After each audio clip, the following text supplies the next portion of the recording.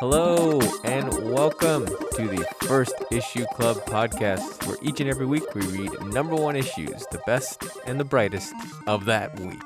And this week we are doing a future state book, Superman, Worlds of War, and Matt Kindt has a book on Dark Horse, Crimson Flower.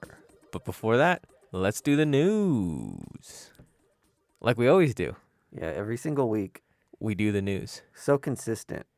I'll cut this out, but 1 through 10 intro, You nailed it. you give me a 9. Yeah, Always room for improvement. sure. I don't want you to feel like sated completely. Yeah, no, I know. Yeah, I don't give people. Keep the drive. I don't give people 10s. Uh-huh. This week in the club, we have Budget King and we have Mike D. Hello, here I am. We're recording from the moon as always. Yep. And there's lots of news this week, which is fun. Mm-hmm. You, just to start off before we even haven't gotten to the news, we covered WandaVision last week. It's all anybody wants to talk to me about. Anybody that remotely knows that I'm into comic books is like all of a Coming sudden. out of the woodwork. Yeah. And I haven't even seen the newest episode, so I feel like I'm a Same. slacker. Yeah. We have different priorities. Everybody that tells me things about WandaVision is informing me about something about it. I mean, I like it. I've enjoyed it. But I have not gone deep on like all of these things that people are telling me, and I'm like, oh, that's cool. Thank you. Yes. I also read 50 comic books a week. Let's get into some of the actual comic book news that's happening. Let's start off with, there's this weird thing that happened where Brian K. Vaughan was purchasing an unpublished script that Alan Moore had written of Gen 13. Yes. Do you know about that comic book? Yeah. 90s comic. In my head, I associate it with like the real world. Okay. It's like just a bunch of like hot young superheroes on Image. Oh. Drawn by J. Yes. Scott Campbell, Okay. who draws hot young characters. The real world. I love that association. It was going to help like a legendary illustrator on Marvel. Did a lot of X-Men and Star Wars and stuff. And so it went for a high dollar, and then people were like, "Oh, Brian K. Vaughan bought it. That's crazy." Yeah. Right? Then it was revealed this week that he did a little bit of what his own publishing company does. Panel Syndicate? Yeah, Panel Syndicate. You pay what you want. You donate to this person's medical fund, Mm-hmm. and then you get to read that issue. That's so cool. Yeah. Turns out Brian K. Vaughan, always a good guy. Solid guy. We knew it. Bald guys are nice guys. Hey, I'll stand by that. Mm-hmm. You're a nice guy. If you guys didn't know, Mike D is, Mm-hmm. he bics it Yep. every day. Yep. In the shower. Mm-hmm. My routine. You don't have to answer this, but do you do it down below as well to keep it the same? I don't touch anything else on my body. Okay. Just my head and face. Okay, this is an excuse to talk about Magic the Gathering. I'm just going to say that right now. Magic the Gathering comic books come back in April. Woohoo. Right? Yep. Okay, but the Magic the Gathering industry is a little bit interesting right now for a handful of things. But by the way, did you ever purchase the comic books as a kid? I did. Did you buy them for the cards to try to get them? Yeah. They came with, I got my Fireball. Oh, did you? From a Magic the Gathering I got comic. a Baron Singer. I don't even know if I'm saying that correctly still. But both those cards are great cards. Yeah. Fireball's a great card. Okay, so this is going to get convoluted, but I'll try to make it really quickly for you. Tell me if this ceases to be interesting, say cut it. All right. Stop. Sounds good. They have Planeswalkers, which are gods. They just released their first neutral gender one. I don't know what that is. Neutral gender. I slurred my words. I thought you were saying some fantasy phrase. No, that I didn't know. Nushra Gendra. Nushra Gendra. Sounds like Elvish. No, yes. Does not have a declared gender. Okay. Which is pretty cool. How about it? Yeah. The new series is, I think, called Keldheen. I know I'm saying that wrong. Anybody that is a Magic the Gathering fan is like, oh, fuck this guy. But it's a like Norwegian black metal inspired. For the first time ever, Magic is like dipping into like adjacent nerd things. They did like a Godzilla kind of themed one early in COVID. Okay, can we talk about that? Yeah. Because one of the characters had an attack called like Corona Wave. Yes. And that card, people had paid like over $100 for the foil. Yeah. And I don't know if it's still. I meant to go check on that. Yeah, because they were going to pull it from print runs, but it had already been packaged. Well, yes, they pulled it, but the thing about it is that it was a box exclusive. Okay. So it was already really hard to get anyway. So like then them pulling it made it like ultra rare. Right. There's that, and then I think that's all there is to say about Magic the Gathering. But it's coming back, so if you're a Magic the Gathering comic book fan, then you'll get them in comic books, I guess. Yeah, I don't know that I knew any storyline or what the characters were in any of those comics. It really was an exciting way to get a card. Totally, and yeah. if you were into like Tolkien and shit like that when you were a kid, it was just like cool fantasy pictures and elf people and stuff like that. Which blows my fucking mind when you think about this. Mm-hmm. Early Magic cards would have like quotes in the bottom, like a flavor text. A lot of them would just be fantasy text, and some of them would even just be like Tolkien quotes. Right. They would absolutely never do that now. It's like all like if there's any of that like flavor text, it's all about like the mythos of the like on brand Magic the Gathering world. They don't need filler anymore. no, There's plenty of fodder. No, I imagine they hire like droves of authors. Well, Brandon Sanderson, a very famous one of my favorite fantasy authors, writes for them. Yeah.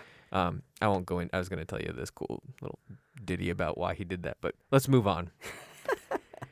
We were big fans of this comic book, Port of Earth. Yes. That we covered in March 2019. Mm-hmm. And Zach Kaplan wrote it, I think. Yes. One of like the first comic books that he had written, right? Because he had done movie scripts before that. Mm-hmm.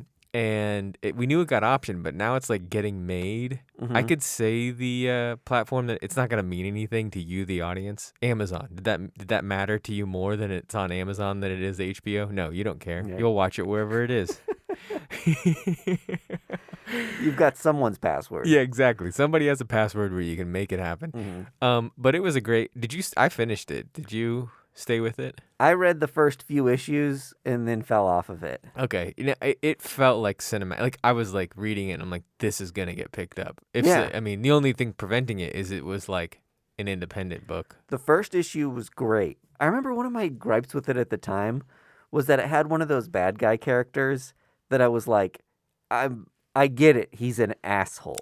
Like one of the police chief guys was like, fucking aliens, dipshits. Like he was overly like racist aliens or whatever. Yeah. Right. Yeah. The comparison I've used like a million times on this podcast is like the raptor keeper in Jurassic World is just like, you know, I actually don't remember using that because that's like such a good. He's just like punching like prodding the raptors and being like dumb fucking dinosaurs. Isn't he just Australian? You're like, oh, this guy's gonna die. Yeah. He's definitely a red shirt. It's a great. He will die at some point. Yeah. So that's the news, all packaged in a little bow Mm-hmm. for you. The news keeps on coming, and we keep on covering it. We've reached that time where it is time to get this podcast started. It's way better if you do vocal fry for the edit. I agree.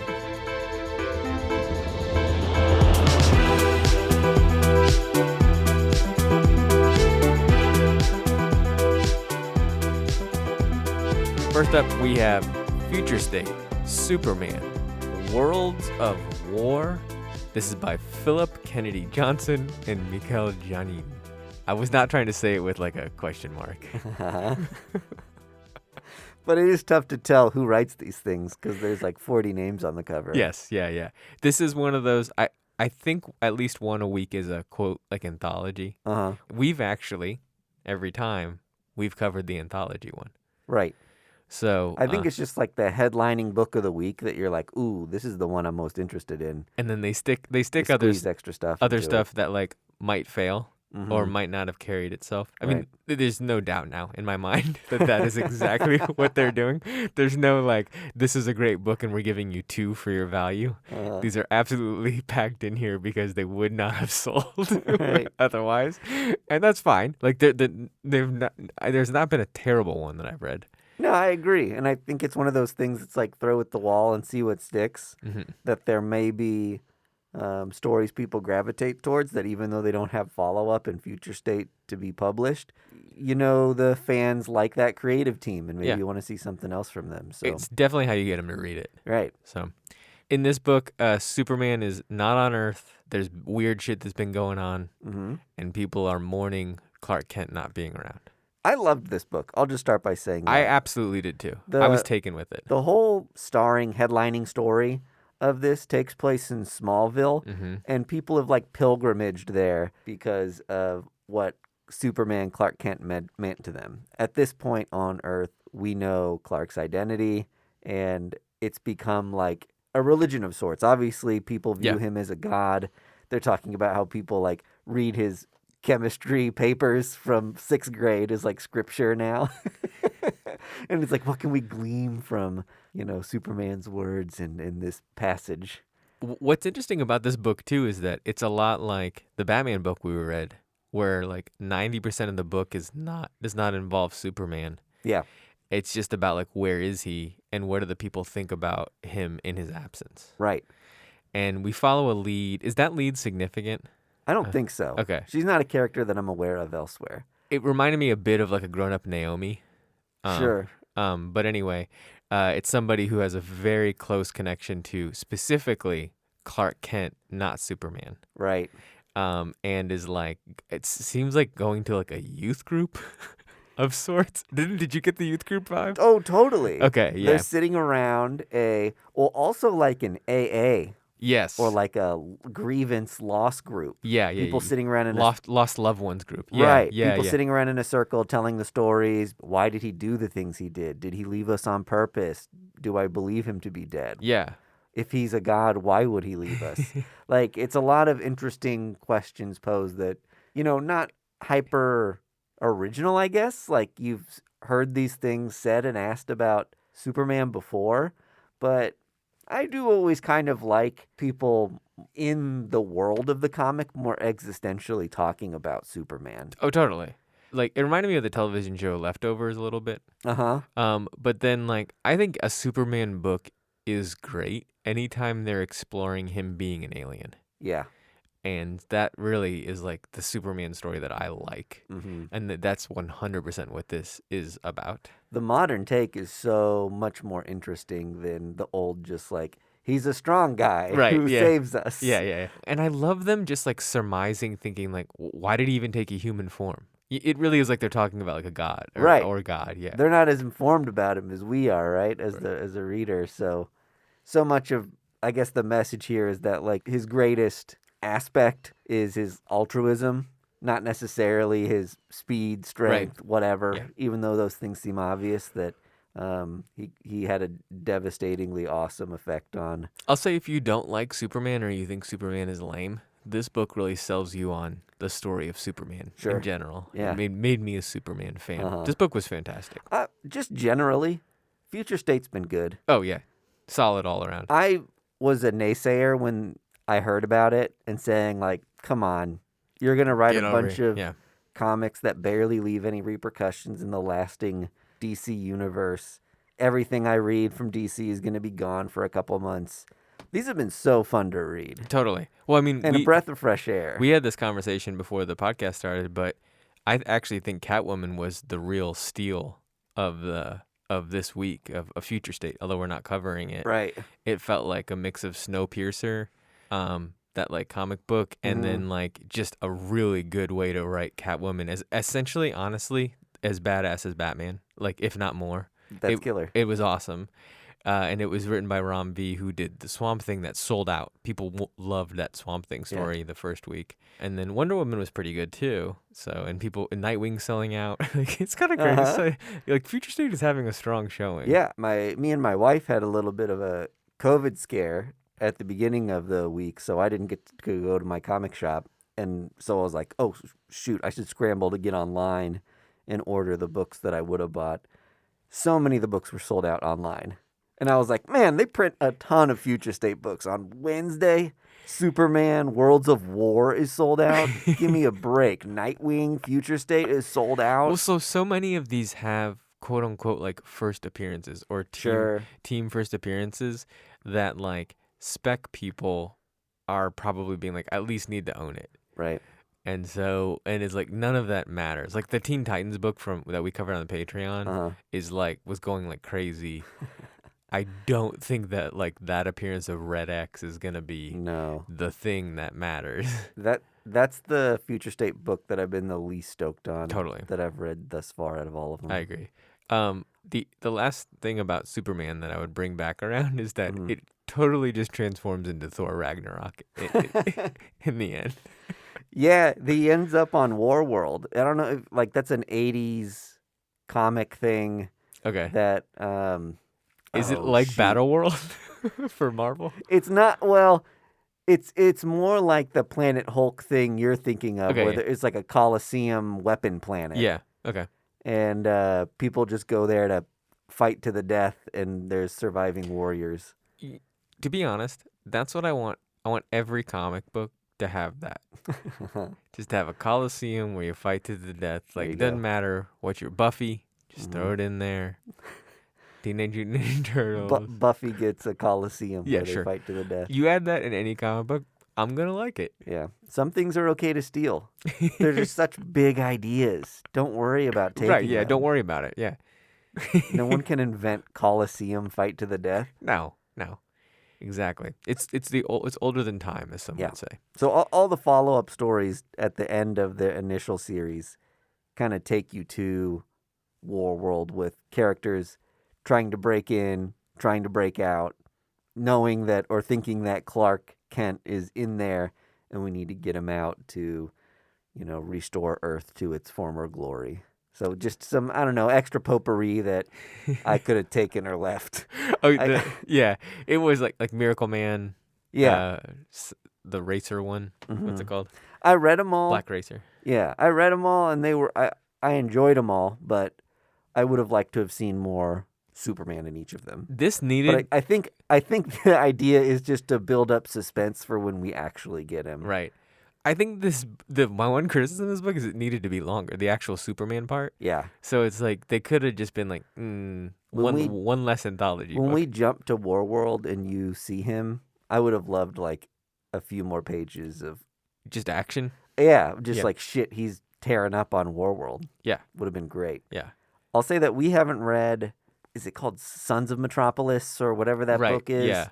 That was a Future State book that this book references some things. I think most people will need to have read. I just kind of made it up in my head what happened, but I think you need to know what the implications of it to understand this book. Metropolis is in a poor state, and as is Gotham, and part of the super family and Kryptonians are to blame for that. So there's some struggle on how do you view the rest of his race. They're not all saviors, as humans maybe would have thought at one point. Right.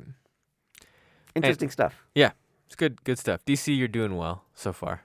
So far, you're outdoing Marvel? This year? Yeah. Yeah, DC's having a better 2021 than Marvel through January. Okay. Which DC will take what they can get. King in Black and Venom, huge event. Yes. There was a Spider-Man book that is selling for $40 still just because the cover was cool. Do you see the second printing of it? It's like red. Yeah. It's like the same cover but red. That's a pretty good 2021 so far too. And they're still just getting stomped on by DC. Yeah. Future State brought it. Yep. Hey, and it doesn't have to be a fight. It always is though. But if I have to pick a winner, it's DC right now. Mm-hmm. Let's see if you can hold it, DC. You get 8 kudos. You have 8 kudos you've earned. Marvel, you have 2. Yep, step it up, Marvel. You got 6 to catch up. Good. Yeah, we need to throw DC more compliments. Yeah. This wasn't a funny comic. I can say that. There hadn't been a funny Future State yet.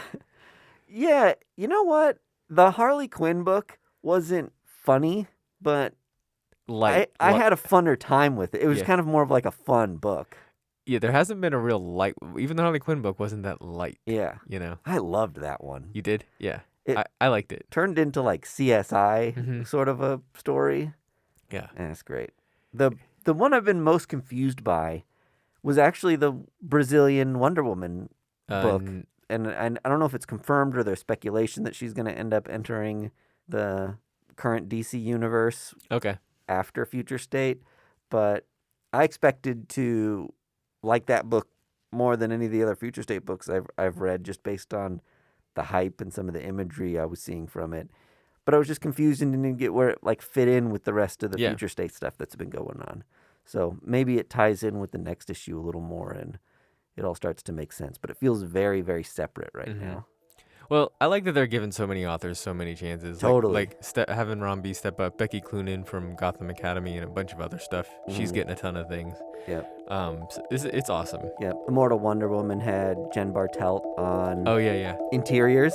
All right, man, we did it. Thanks, Future State.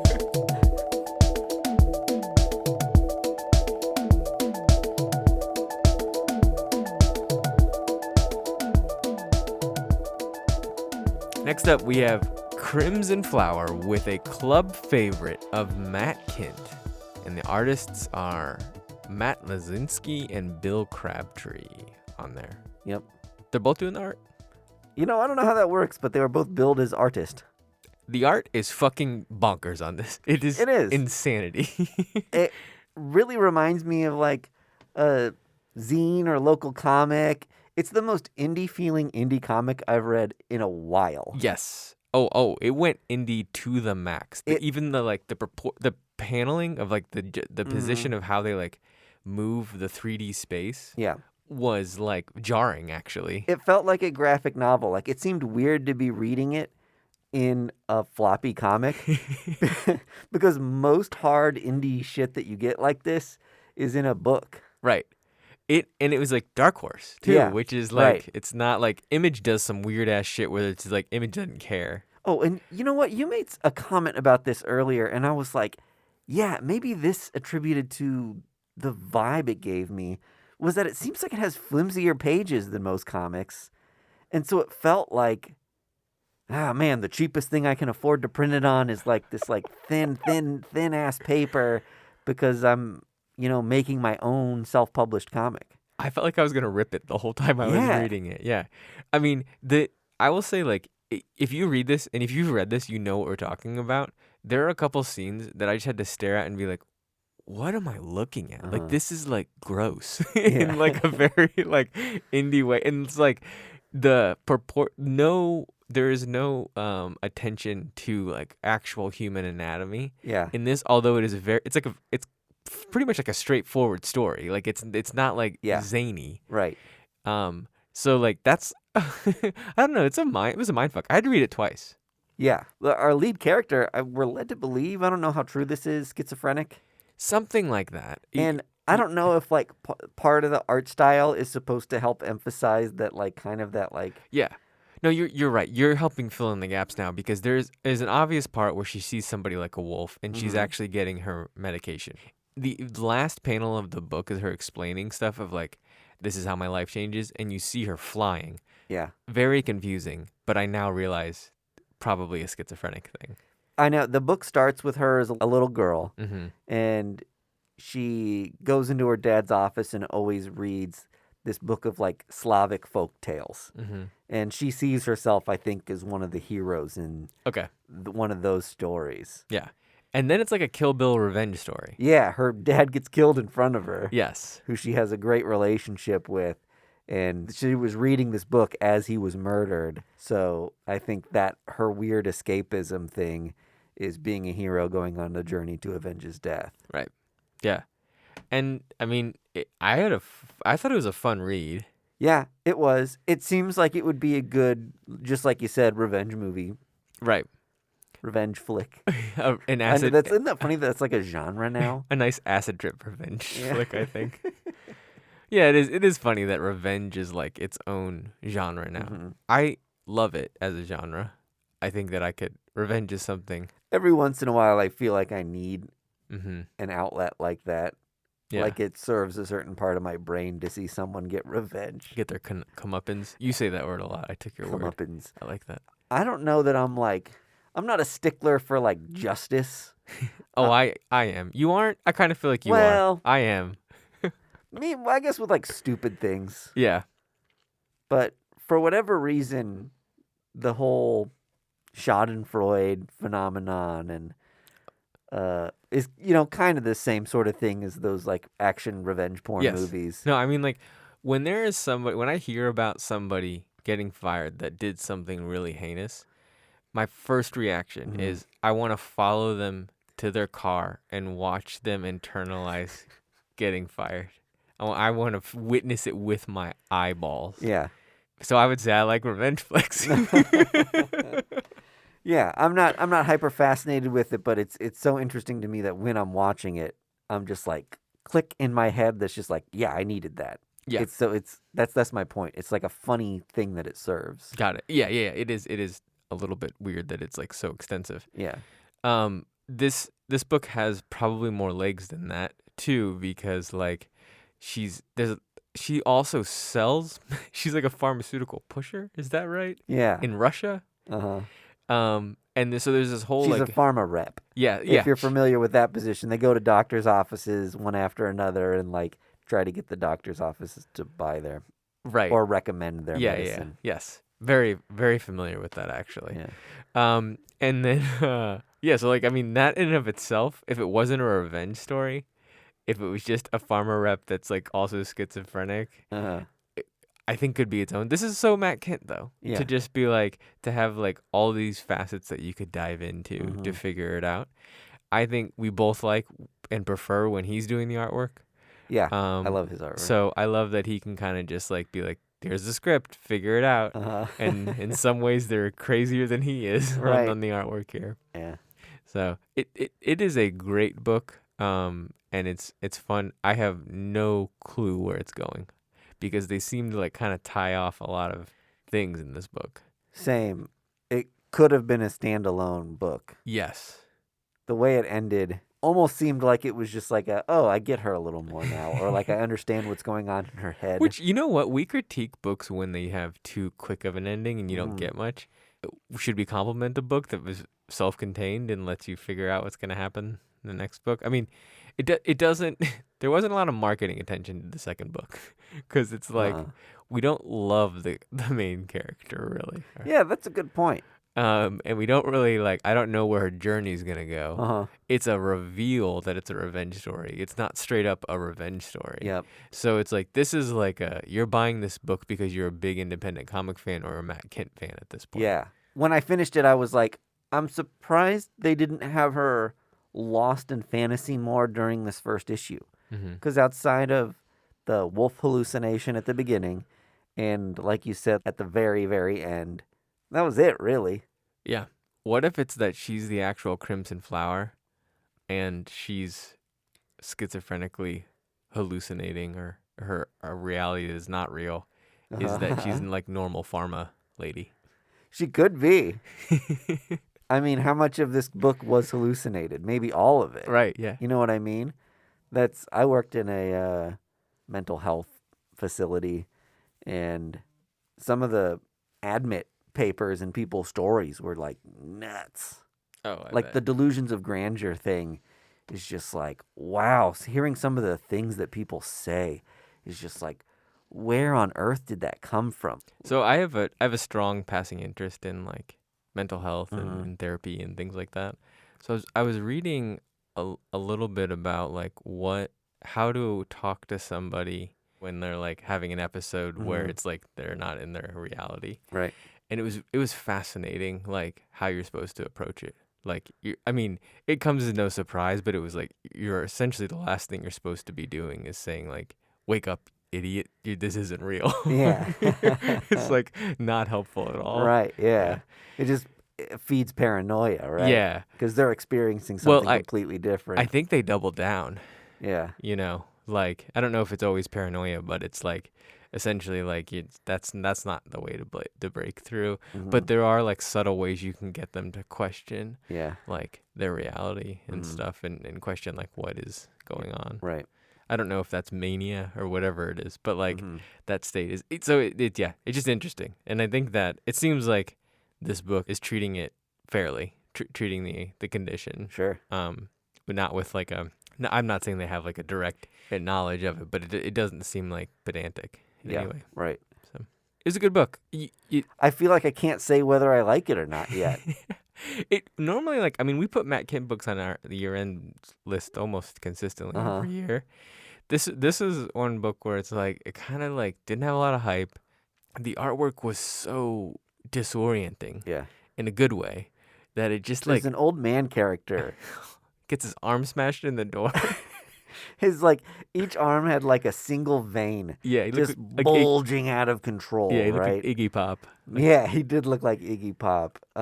His spinal cord, like they have him like as a shriveled, sunken in sort of character, but his spine's just like sticking so it was far out gross. of his Oof. back. It was gross.